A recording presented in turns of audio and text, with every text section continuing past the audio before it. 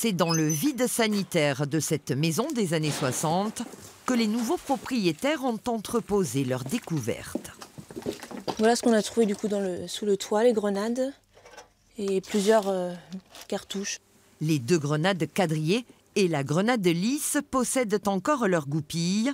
Ce sont des engins explosifs très sensibles au choc et à la chaleur. C'est en rénovant les combles de la maison que Jordan a découvert les munitions, bien cachées sous de la laine de verre.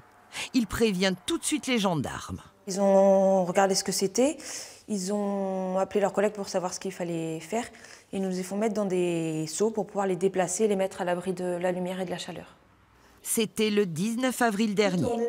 Avec l'aide des gendarmes, ils vont manipuler les grenades pour poursuivre leurs travaux.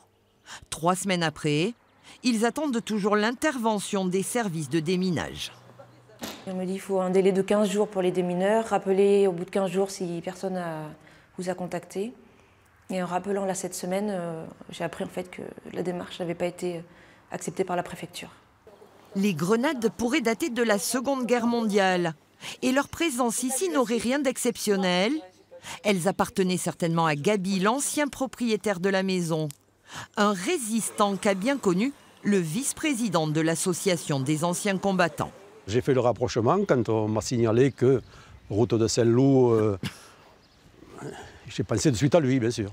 Je me doute qu'il devait s'en servir pour autre chose que pour la décoration. En Midi-Pyrénées, les démineurs interviennent plus de 250 fois par an sur des munitions de guerre. Parmi les recommandations, ne jamais les manipuler.